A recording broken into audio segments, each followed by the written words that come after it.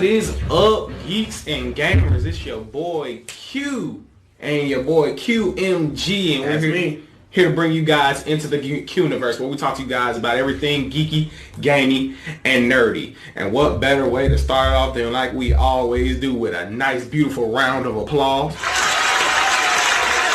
Yes, sir. So what better way to start it off than to this weekend was Combo Breaker. We had Combo Breaker, the fighting game tournament. I've been watching it and it's been really, really good. It looks like Mortal Kombat 11 is fitting in really nicely into the fold of the gaming community. For me personally, it's one of the best fighting games that we've seen in a nice little in this generation. This iteration is probably one of the top fighting games, and if not the best Mortal Kombat. But I really like it a lot. What is your takes on with the controversy of MK11 and everything that's been going on? How do you feel about it? Is it fitting into the fold? Well, let's first for those who aren't familiar with what you mean by the controversy. When Mortal Kombat 11 first was officially released, there was a huge controversy about how you would spend your time when you weren't fighting against other people, because it is a fighting game. So you do spend a good chunk fighting against other people, but when you want to unlock things such as the costumes and other customization options, because it's a very, very, very customization heavy game outside of the gameplay, it took a lot of time to do so. It was honestly, from what multiple high-end video game YouTubers and streamers would say, it could take an average player up to about a month to unlock just the face value stuff for the game, let alone the stuff that would be harder to find. So that kind of put a huge damper on things, because NetherRealm themselves, the developers, wanted to get, that was their main hook, is how well the customization was and how cool you can make your character look and so on and so forth.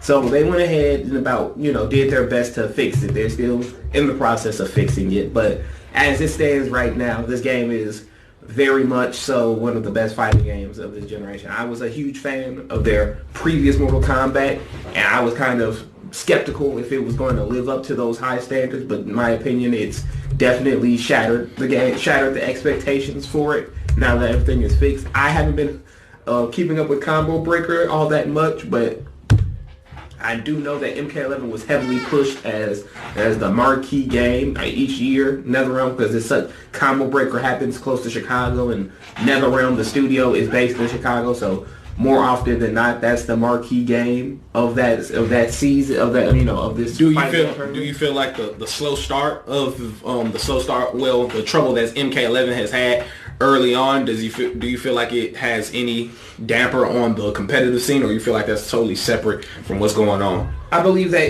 that could have been the case had nothing been fixed. But now, if you look at the sales wise and even look at the general online reception to it, you can tell that it's starting to wane down. And the only way that could become an issue again is if they do something, bogus out, with the post-launch content, or if something happens that the people who work on the game are being mistreated. That's the only way I can foresee that happening again. What are your thoughts on the controversy? Well, the fighting game community is almost in its own bubble. You know what I'm saying? Where it doesn't necessarily affect the full consumer buyout of the game. People are going to buy Mortal Kombat in general. They're going to buy it. They're definitely going to get Mortal Kombat already. But the competitive scene is it's up and coming, but it's still such a small market that, like, I know I play competitively, mostly not in the sense of tournaments, but I play mostly for the competitive aspect, and I never find myself really down about the lack of content unless it's about costumes or just the character development in general. So just from that aspect, because I know you're more of a completionist than I am, from that aspect, I feel like it's not really hurting me, because I'm really playing the game for the competitive aspect and not as far as, oh man, how much completion can I do? What is there to complete? What is there to complete on this aspect? Right. I agree with that on some parts, and it does affect that. I viewed it, now we talked about this, I viewed it as, what happens, how can you get into a car? I believe video games to me nowadays are basically the same as car sales, like trying to sell you a car. how can I get you into the car? And once you're in the car, how well does it drive so you're not going somewhere else to find a better car? Or if you're looking at my car, are you going to look at it and go, it's all right, but I'm going to go ahead and buy this car? Or are you going to look at it and go, yeah, I need this car, and this is going to be a car that not only I'll drive, but I'll pass it down to, the next person, the next generation, and so on and so forth. So I definitely feel you on that end of the spectrum. But with that being said, Combo Breaker has been very exciting as usual. Like Kumani was saying, QMG was saying, the marquee game is definitely MK11. It's the newest game. But I don't know if I just wasn't paying attention, but I don't know if Soul Calibur was in it. I don't know.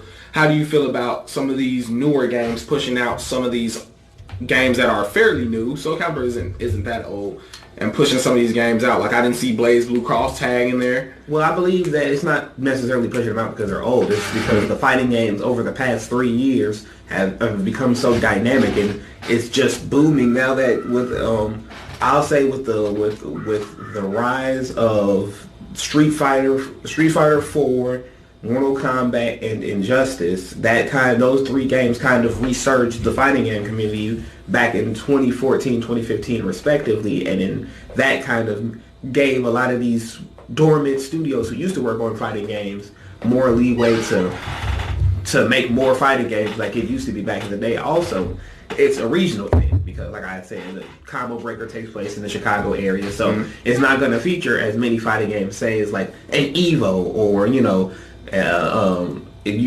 other fighting game that happens. It's all regional based, so you're going to see Mortal Kombat, you're going to see your Killer Instinct, you're going to see your Street Fighters more so there than anything else, because that's kind of the regional flavor that comes with it. I do know that other games like Skullgirls, a couple of classic Marvel games, they're there because in the Midwestern area, those are the type of fighting games that get the most clout. It's like the high-end, high-action fighting games of those natures. And Skullgirls, that's like a 10-year-old game at this point? And it's still getting a lot of play. It's getting a lot of play. Definitely. So I wouldn't say it's anything getting pushed out. I just simply believe, what's hitting in this like hip-hop or sports. Which sports dominate what region in the country? And I think that in that area, those are the games that's going to draw in the most crowd, because there's no Smash at Combo Breaker, or at least there's no Smash in a marquee spot at Combo Breaker, which is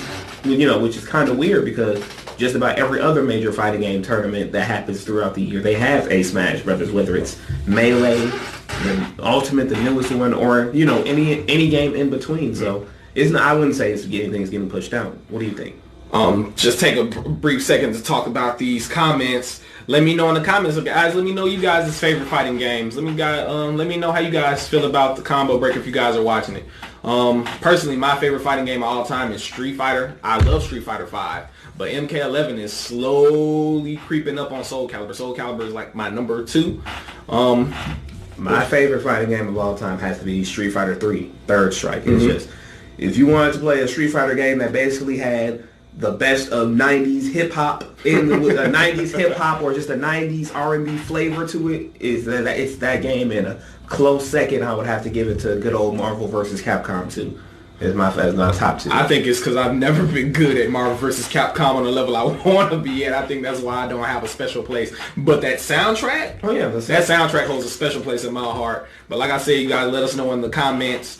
But to move on a little further, still on the vein of video games, with consoles, actually, we got some news due to Google's news. Well, it's alleged that due to the new Google streaming service that Sony and Microsoft are actually going to be teaming up with their own streaming service down the line. They're in the works, doing a little talking with each other to see about their own streaming service, and a lot of people were under the impression that automatically means crossplay, and automatically means like, oh yeah, there's the end of the console wars. Let's break down what crossplay means. Definitely. Go ahead. You got it. Crossplay is essentially when Nintendo, the PlayStation, and the Xbox, they're all owned by completely different companies, and sometimes while they may have certain games that come onto all consoles, they majority have games that are specific for theirs. So what crossplay would mean is that for the games that end up on all three of those systems, we all could play we all could play together. Like if you had the PS4 and I had the newest Nintendo console and somebody had the newest Xbox, then we would all be able to play with each other on that specific game. Fun fact, Fortnite actually had cross-play abilities when the game first was released. The Battle Royale mode, you could actually play with other consoles. And really, they didn't even know that the developers who made the game put it in the game. So when they actually found out that people were playing with other consoles, they took it out. And people were really upset because we were having a good time playing with our Xbox and PC brethren and sisters. Yes. That's most certain. That was most certainly something that kind of made a lot of people upset that they took that out. But to go back to the rumors of it, I think it could work. I know Google is such a large company and has been trying to dip their toes into a lot of things, not just video games, but TV streaming. They obviously, with YouTube, they own YouTube, so that's a huge market that they own. So do I believe that it'll happen? No, because Google also has a game console that's coming out fairly soon. That's not getting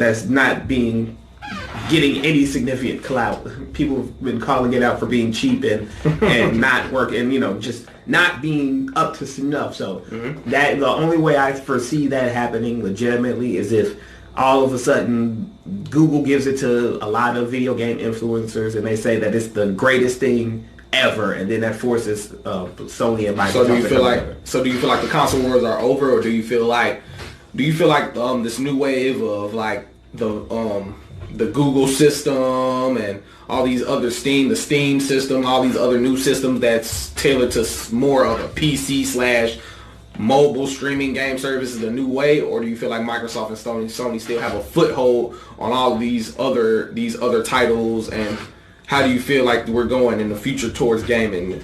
Well, no, Sony, Microsoft, and Nintendo, they definitely will forever have they'll forever have a foothold so long as they choose to have it. They're not going to be knocked out of the spot by any brand new company coming in for a long time. I definitely think there's console wars because everybody will always have one thing about it. Like Microsoft always has the resources to make consoles that are technically more powerful than anything Nintendo or Sony can have. Whereas Sony has a lot, and I do mean a lot, of pool with other video game publishers where they constantly get exclusives, like first dibs on DLC, specific game modes for their games, and they can make their consoles look a specific way that gears to the newest release out. And Nintendo, they're always doing their own thing. They're never chasing trends. They're always the trend setter. And mostly, like with the Nintendo Switch, it's a video game console that plays high definition video games, and you can take it with you and still have that exact same experience for the most part. So I definitely think there's going to be a console war between those three until the end of time. But any new players that's coming in, whether it's Google, whether it's Android or Apple, I don't think they're ever going to be able to make a strong enough outing to contend with them, especially if you have individuals who are new to making video games and or don't really get video games in the same vein that Microsoft, Sony, or Nintendo has. I definitely agree with you. I definitely feel like the tenure of Microsoft and Sony are going too strong. Even Nintendo. I don't feel like these newer streaming systems have not only the specs, but the tenure that sometimes you need a little backing, like knowing the track record of these systems. And I feel like these newer systems are kind of tailoring to more of almost how the Xbox One launch was, where we're tailoring to more of a all-around system. Your mobile, your gaming, and your TV all in one stream. And that always rubs people the wrong way. Because anytime you're trying to go from one generation to another, like trying to do away with discs. Basically looking back to the whole Xbox One press conference when they unveiled it, that's how it gives me the feel with these streaming services. They're trying to do away with the conventional way that we know how we play games now and changing it to tailor to this new generation of fast stream. That's why when they always discuss streaming, it's always, fast download speeds, fast load times, because they know this generation is very keen on being fast and load times. So I definitely agree with you on that note, that there definitely will not be any different changes in the foreseeable future. Well, we can. Well, let's. We're going to come back to video games because there's a topic I want to talk about. But let's switch on over to, if you don't mind, we're going to talk about what's been going on in the world of professional wrestling. Because talk about that for a minute. Because I don't know if everyone watches it, but yesterday a huge turning point in professional wrestling happened last night. AEW. The first real competition to the WWE, just for a quick abridged history lesson. WWE, The Rock, Stone Cold, Hulk Hogan. If you know who any of those guys are, they came from that corporation, and the WWE has been the standard bearer for the past 40 years now on professional wrestling. At the highest of highs, lowest of lows, and they're still kicking to this day. Just signed a collective $2 billion TV deal between their two marquee shows, Monday Night Raw and SmackDown. And AEW. And AEW is the first, since Ted Turner launched WCW World Championship Wrestling back in 1994. Those 2 years. Okay, we're back. Not since then has there been a real competitor to WWE. There was a wrestling corporation by the name of TNA Impact Wrestling, but that has very much been knocked out of its spot as the number 2 wrestling company, and now AEW is here, and they had a terrific showing last night. How familiar are you with AEW? I'm more familiar with the business part and not particularly the actual superstars that will be on it. And that's what I wanted to ask you a question about, because you're more familiar with it. I want to ask, how much traction has AEW gained, and is there a chance that it will dethrone WWE? And if not dethrone them, if they do dethrone them, what is your kind of time span on them dethroning them if they do? Well, to answer your second question first, I don't believe that they're going to be able to dethrone WWE because it's such a large market. And as I've always said about WWE, when they have the hot hand, there ain't no wrestling company on its best day that can top what it to the league. The amount of talent that they have, they could literally have an attitude era better than the attitude era they have, because they have so many people on their active roster who are charismatic, who can sell their characters when they are able to do that, and most importantly can put on the matches that have you enthralled and make you believe. And I just don't believe that any one company have the roster depth that would be able to compete with that if WWE was firing on all cylinders like it has the potential to. Now, to answer your first question, if it has the traction, well, after last night, it most certainly does, because you talk about the wrestlers. You have Chris Jericho, one of the most legendary wrestlers of all time. You have people like the Young Bucks and Cody Rhodes and Kenny Omega, 4 individuals who, while Cody Rhodes definitely was a marquee WWE superstar when he was in WWE, he definitely became bigger when he went to the independent scene. That's what they call the wrestling promotions that doesn't have TV deals or anything, or operate outside of the United States. Same thing goes to the Young Bucks, and Kenny Omega is one of the most prolific of those individuals. Goldust, Cody Rhodes' brother, he's also a part of there. Can still wrestle in his mid 40s. They said he put on a phenomenal match last night.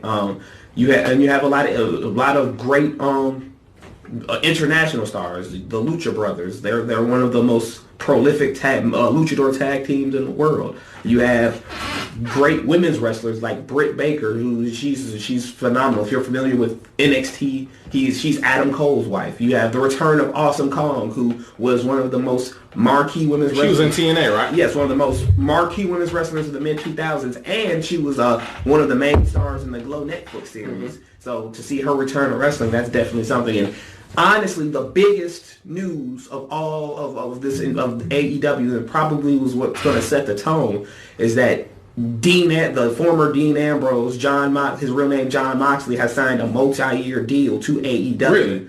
And really, and it's if you're familiar with wrestling, what makes it so crazy is that in his lead up to departing WWE, for one, people didn't know if it was taken seriously or not, or if it was actually real, because he was such a ingrained marquee he was a part of this group called The Shield, which is one of the most respected recent WWE teams of all time, and they basically gave him a hero send-off. Like, they gave him a hero send-off, and a lot of people were under the assumption that it was a work, that he was simply going to take time off from the WWE, rest his mind. I certainly thought so. And, come back to the WWE, so like later this year or whatever, when he relaxed and whatnot and came back and did it all over again. But after last night, and especially if you keep up with the news sites who report on the inner workings of wrestling and who say that WWE are absolutely taking AEW as seriously as they took WCW, and to see a modern day marquee wrestler who has a large fan base come to the rival promotion that a lot of people assumed he wasn't going to go to, that definitely lends a metric ton of credibility to AEW, as well as Bret Hart, who recently was inducted for the second time into the WWE's Hall of Fame just a couple of months ago. He's now part of AEW in some capacity. Goldberg, WCW standout, if not one of the most iconic faces of it. It's rumored that he's going to sign up with AEW. He said that there was rumored that he was simply waiting on a TV deal to come through, and that was what was going to dictate him joining AEW. So I won't say that they will surpass WWE, because as you read up on history, people were saying the same thing about WCW, and WCW ended up being bought out by WWE, but they definitely have the necessary tools to, at the very least, compete on a similar level with the WWE as it stands right now. Well, I want to wish AEW the best in their endeavors. Hopefully they'll do really good. We want to give them a round of applause for AEW and their debut pay-per-view. But now, to change tones a little bit, we want to talk about something that we were discussing amongst ourselves that we have sort of different opinions on, and that is the premise of Brightburn, a new movie in the vein of a retelling of an iconic superhero, Superman, telling from a different perspective, where what if he came to our Earth and didn't have so good intentions? And I was... Now, full disclosure, the movie has not yet come out. And we have not... Well, it has come out, but we just simply have not seen it. We're just going based off the premise of the movie and knowing our knowledge of Superman and comic books and the retelling of the story. So don't take what we say as a grain of salt. We don't know how the movie ends or anything. And most importantly, these are opinions shared by two individuals. If you disagree, or you feel free to tell us in the comments if you disagree, or see a movie for yourself. If you don't care either way, you're like, well, it looks interesting to you. If you don't care, we don't care. Just playing. If you like it, we love it. But anyway, I was for the movie, definitely for the retelling of Superman. And I was for the movie Kicking Rocks with Open-Toed Shoes. And there we go. But okay, let me, I guess I'll start off with my perspective of it.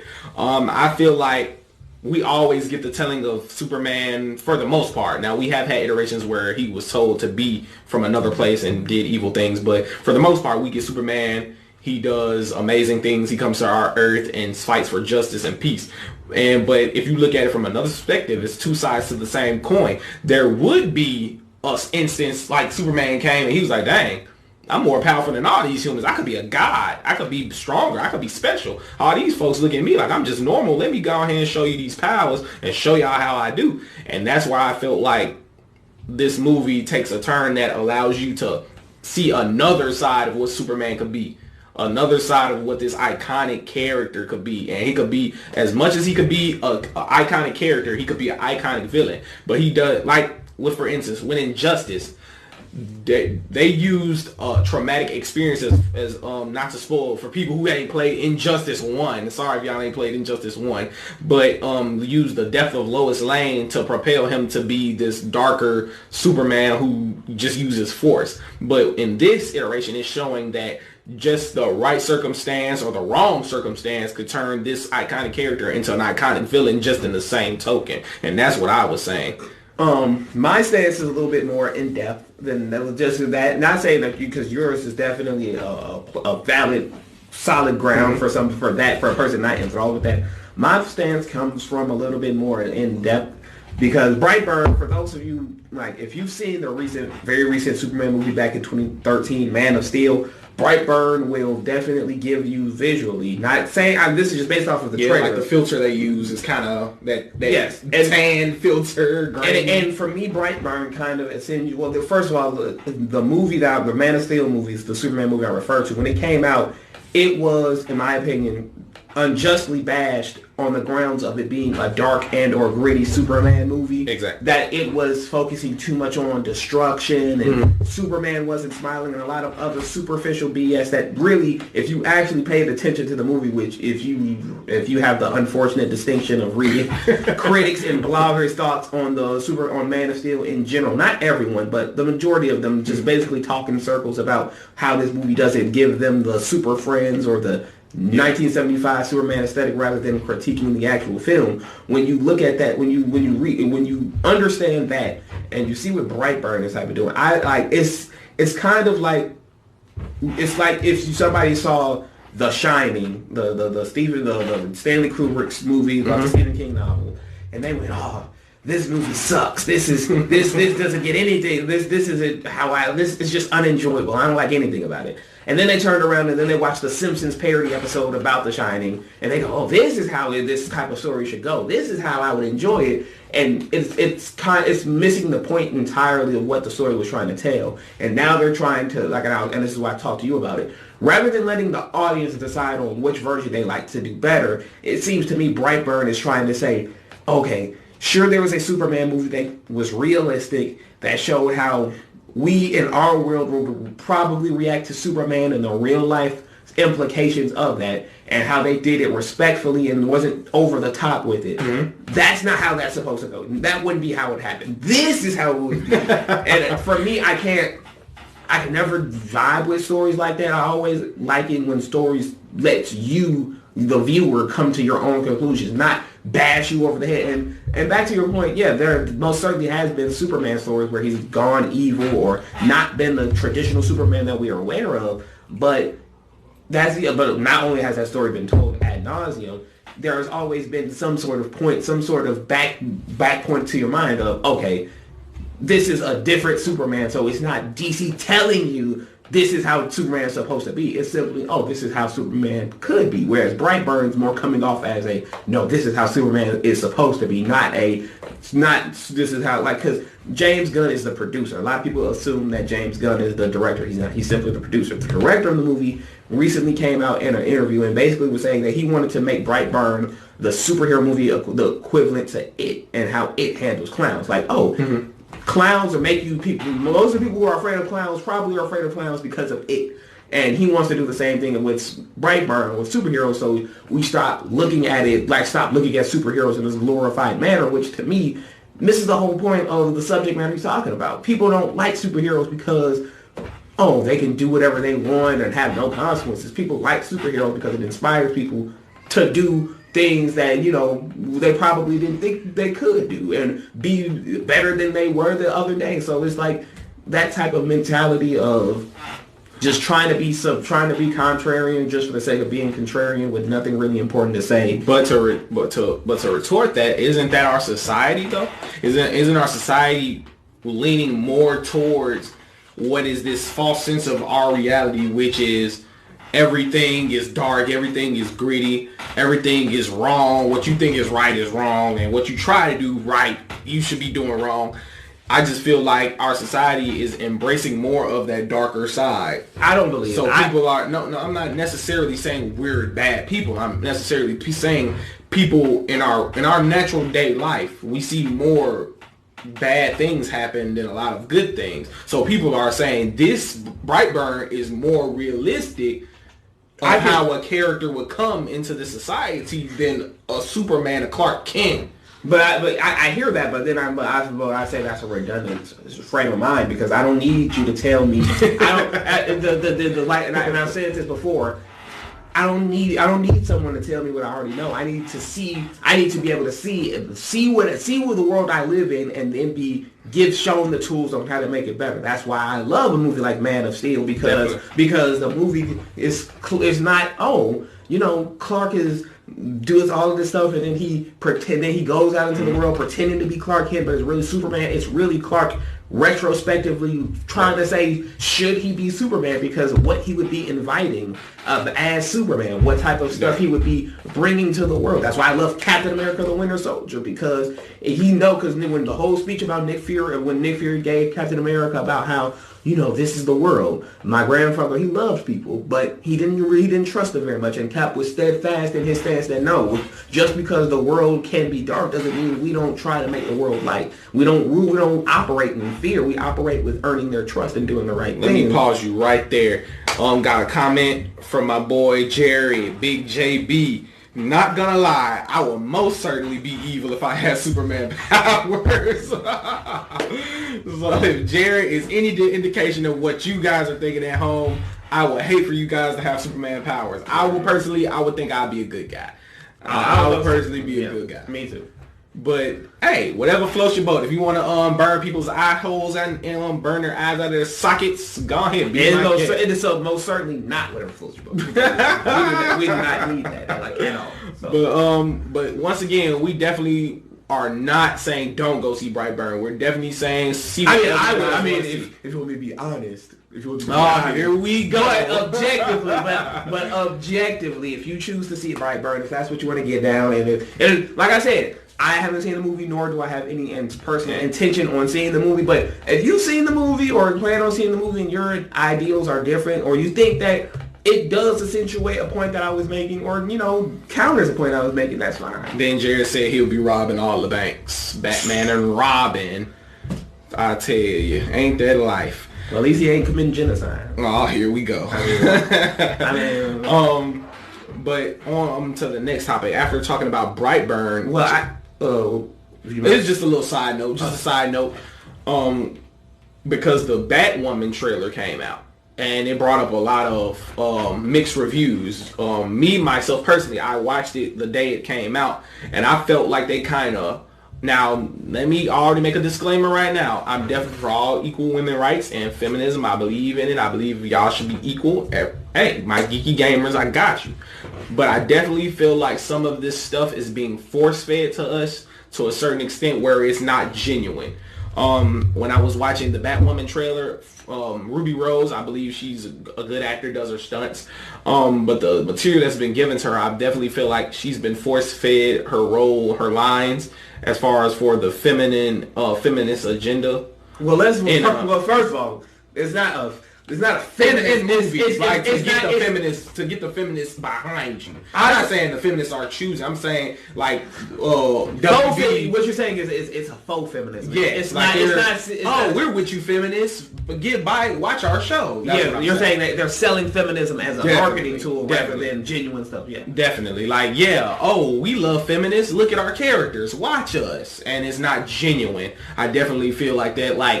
One of the comments on the trailer was in the trailer she said, I'm not gonna let a man take credit for what I did, and then in the comments it said took Bruce Wayne's suit, took Bruce Wayne's technology, uses Bruce Wayne money, doesn't want a man to take credit for your work. And I feel like just that horrible style of writing is gonna rub people the wrong way when there's a lot of genuine movies that don't need to force feed you powerful women. Just like a movie that I was talking about, Brother QMG today.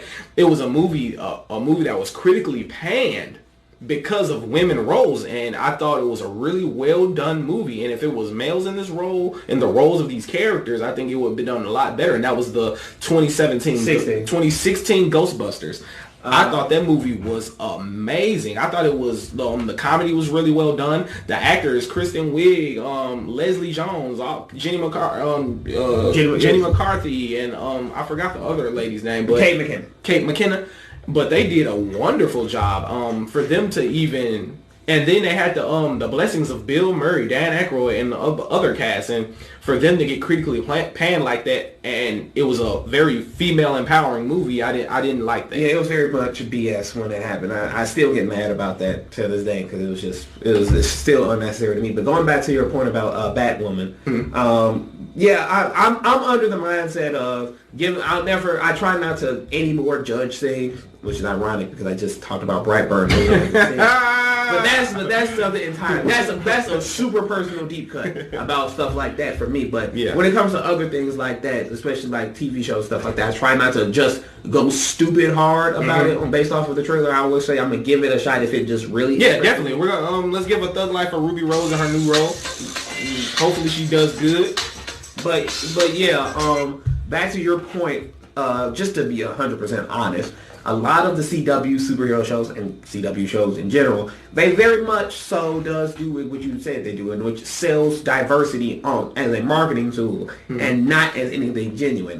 The biggest example for me is Supergirl. Supergirl started off with CBS, and a lot of the things that they were tackling in the show felt genuine. They casted Jimmy Olsen, a traditionally white character, as a black guy. Not just a black guy, but a confident black guy, as opposed to the traditional Jimmy Olsen who's meek and very much following behind Superman and Lois Lane. This one, he went by James, and he was very confident and very much equal to Supergirl, who was no slouch either. And it was a lot of things in that show that was very much, it was talked about, women in positions of, in corporate power, and use that in a non, they did it in a way that was believable and not just, we're doing it to tick off a category in a box. It actually felt fleshed out and developed.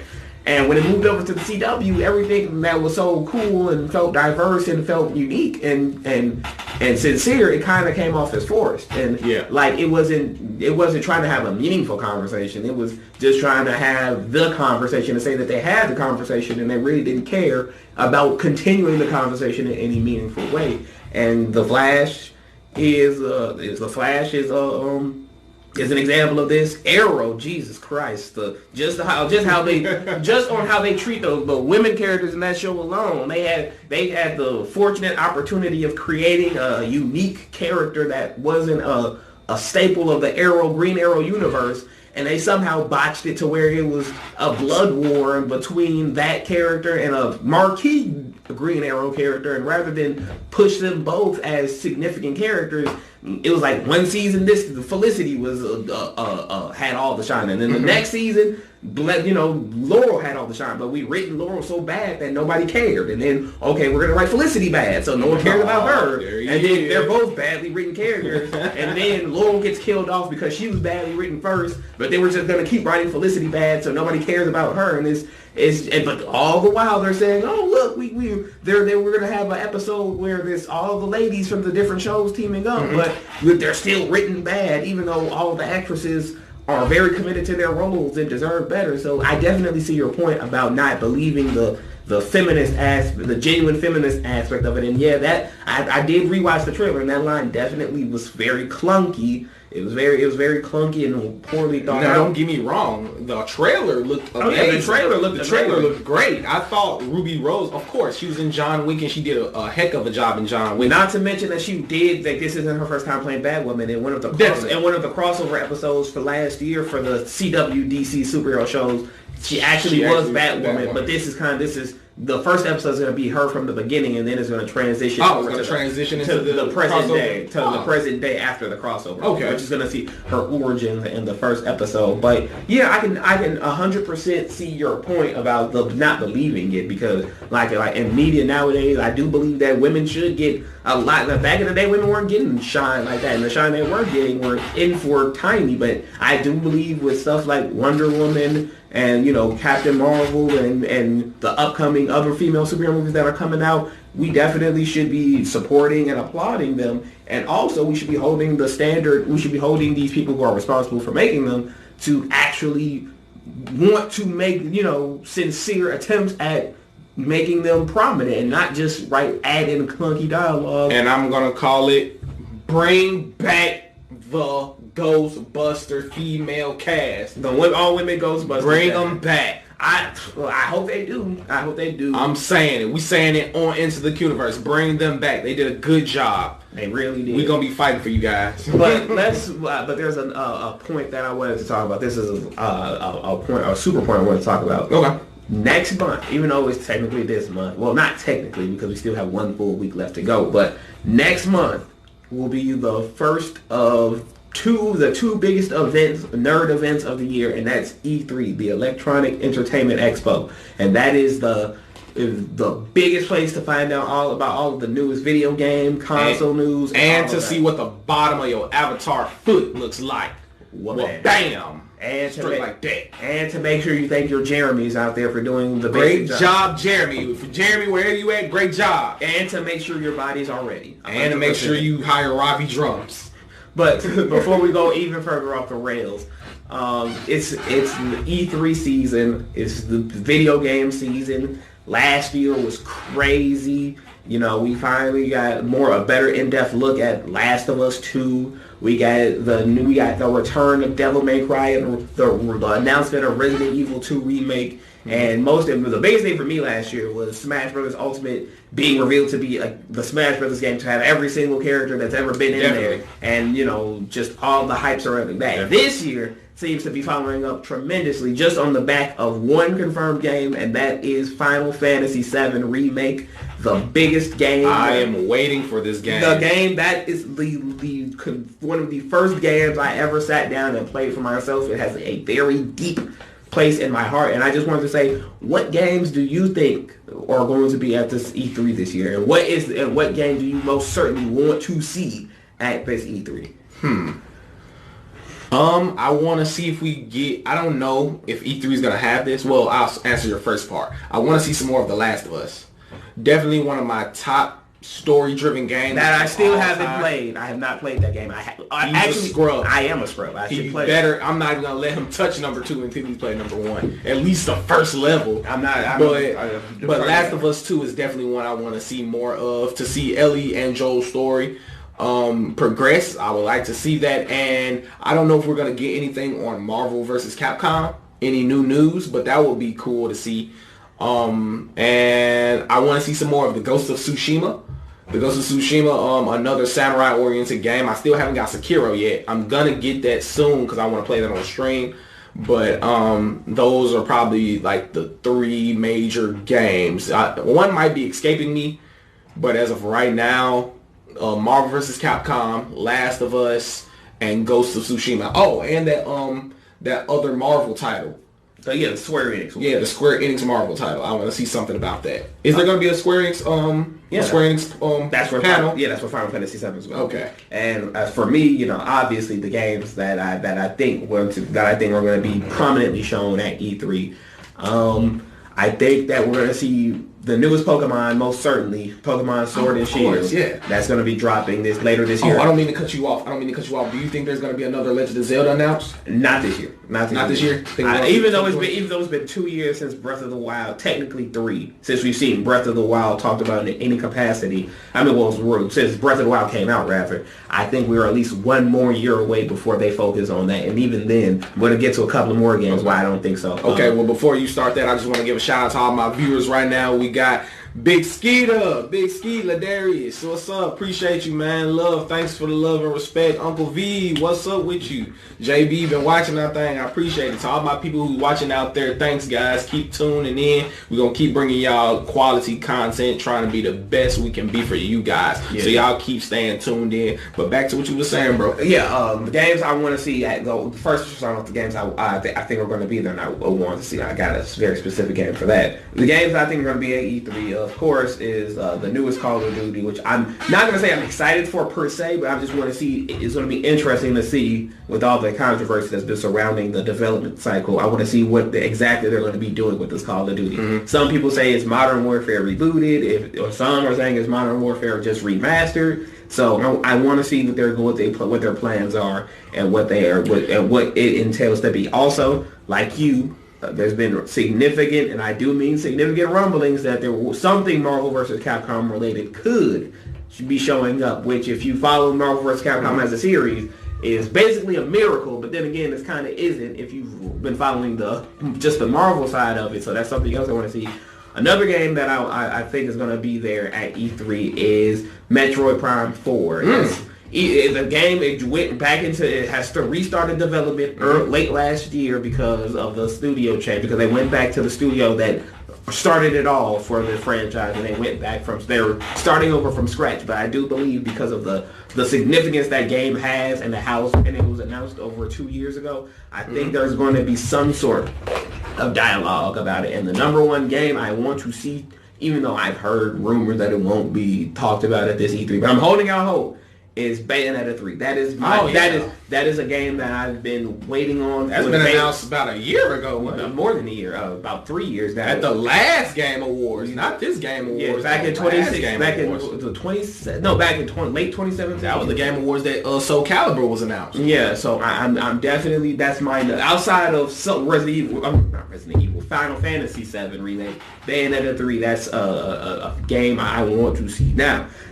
While we're talking about E3, and you you brought this up to me yesterday, and I have to ask you about this again. Ooh, let my chair down. Do you believe that we are going to see any new consoles? Because Sony is confirmed not to be at E3 this year. They're not gonna have a press conference rather at this year's E3. But do you believe that we'll be seeing anything in regards to the new Xbox at E3, or just in general through these next little couple weeks while E3 and the Sony's press conferences are I'll extend it to months, and yes, and all of those. Do you think we'll be seeing any new, whether it's the Switch XL, the Xbox One 5, or the PS5? Do you think? Well, you already know. I believe at the Sony press conference, however many months it's going to be, that we're going to see the PlayStation 5 get unveiled. It probably is not going to... I'm looking at a holiday 2020 because it's been worked on since the PS4 Pro.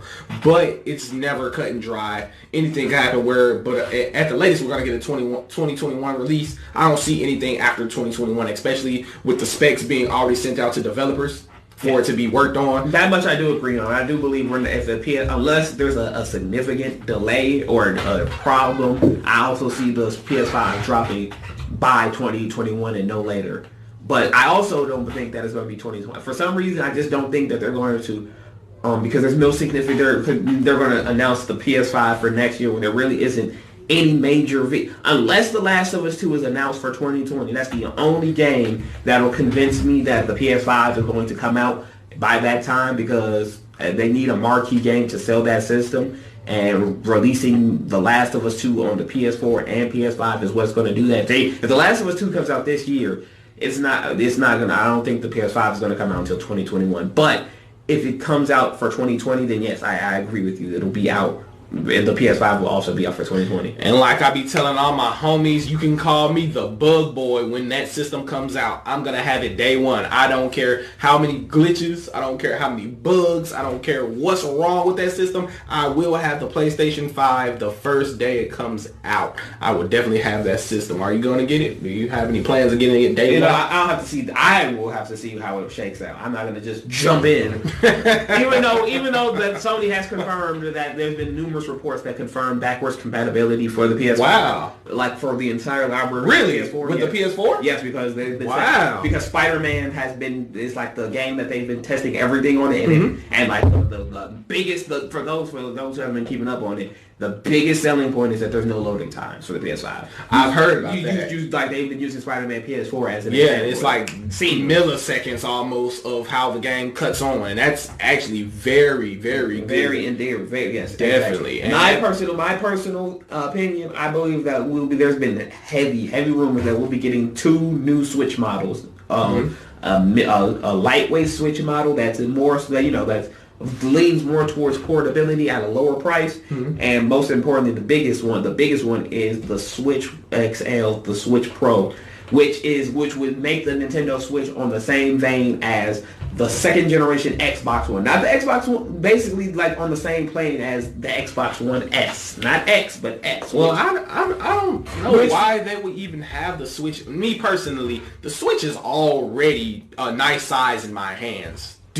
Well, the XL wouldn't be the XL wouldn't increase the size of, wouldn't make, and from what I've heard, it wouldn't make the Switch itself like a iPad XL size. You gotta vogue it out. It wouldn't make it that size, but the dock would be bigger, and it would be able to harness more power, and it would basically be because the Xbox, like a base Gen 2 Xbox One S is more powerful than a base PS4, which for a Nintendo console, that alone lends itself to an incredible amount of output quality-wise, because when it comes to first-party Nintendo games, it basically dunks on both Sony and Microsoft in that department. And with the games I've mentioned, the Metroid Prime 4s and the Bayonettas and the Pokemons, that would increase the playability and just the visuals on it by a large scale. And it's been rumored that that's been worked on in secret, that a lot of the marquee games that are currently out have been tested on those systems, and that when it comes out,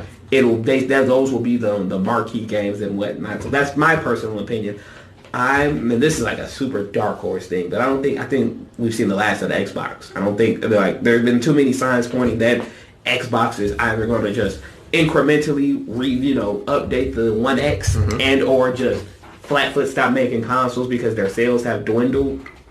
There's even been some minor rumblings that Microsoft is going to sell off all of their IPs to Nintendo because of there have been a lot of joint ventures in the past. Those, we were talking about crossplay earlier, those are the only two consoles out right now that actually implement that between the two with certain games. So I find in a lot of Xbox exclusives that they were getting a lot of critical acclaim for, those games are now showing up on the Switch. Cuphead being the biggest example of play that. Cuphead. Yeah, me too. Cuphead being the biggest example for that, because that was like the big Xbox One exclusive for like 2 years running, and now that's on the Nintendo Switch. So I believe that this is the Xbox days are numbered, and they're going to probably end up transitioning into publishing their games or just selling off to Nintendo. Oh no, what'd you say? The Xbox days are numbered?